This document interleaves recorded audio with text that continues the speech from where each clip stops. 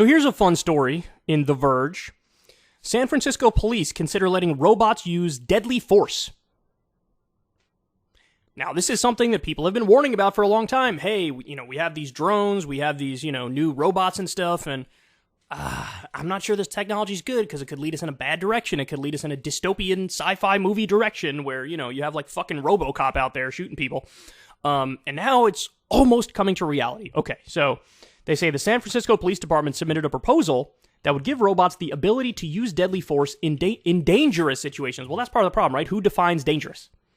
Who defines dangerous? Let me make this a little bit bigger for everybody here. The San Francisco Police Department is proposing a new policy that would give robots the license to kill, as reported earlier by Mission Local via Engadget. The draft policy, which outlines how the San Francisco Police Department can use military-style weapons, states robots can be used as a deadly force option when risk of loss of life to members of the public or officers is imminent and outweighs any other force option. As reported by Mission Local, members of the city's Board of Supervisors Rules Committee have been reviewing the new equipment policy for several weeks. The original version of the draft didn't include any language surrounding the robot's use of deadly force until Aaron Peskin, the dean of the city's Board of Supervisors, initially added that robots shall not be used as a use of force against any person.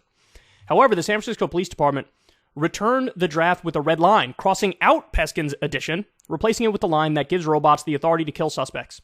According to Mission Local, Peskin eventually decided to accept the change because, quote, there could be scenarios where deployment of lethal force was the only option. San Francisco's Rules Committee unanimously approved a version of the draft last week, which will face the Board of Supervisors on November 29th. So, this is what this fucking thing will look like. Look at this. Look at this.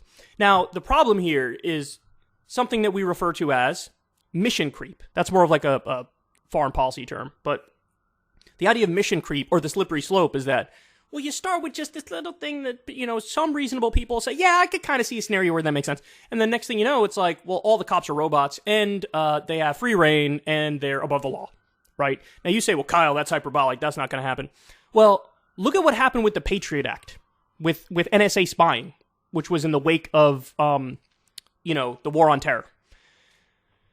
What you had was these provisions that were like, look, in instances of like terrorists who are going to do an imminent attack against us, we can spy, we can get their information, and we could use that for police work.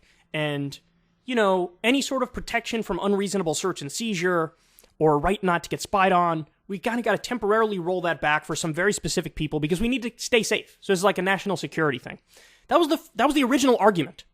Then it became, well, we don't really know who the terrorists are and who aren't, so we got to cast a wide net to make sure that we get the right people, so it's got to be a little more broad than we originally discussed. Then it became like, all right, well, we could use it on, like, drug cartel members because they're bad, and other, like, run-of-the-mill criminals because they're bad, so, because, we got to stay safe, right? Then it became, let's just do illegal spying on all Americans and collect all of their metadata and then lie about it in front of a congressional committee. And so this original idea, which sounded somewhat reasonable in theory, became, let's just spy on everybody, take everybody's metadata, and then if anybody disagrees with this, say, you're for terrorist attacks and you're against making the country secure and protected. So that's what happens in these scenarios. And now we're seeing the beginning of that with these robots. There are other countries where police forces don't even have weapons. So now you're talking about in this country, not just a police force with weapons, but now you remove even the officer and the human touch and it becomes a robot. And the robot has a weapon. Jesus fucking Christ, man. It's like everything becomes sci-fi, futuristic, dystopian novel shit.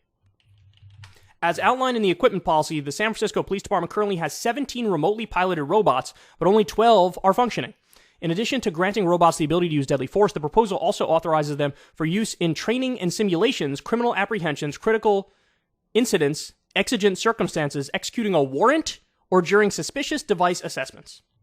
While most of the robots listed in the San Francisco Police Department's inventory are primarily used for defusing bombs or dealing with hazardous materials, newer Remotech models have an optional weapon system, and the department's existing F5A has a tool called the Pan Distributor that can load 12-gauge shotgun shells.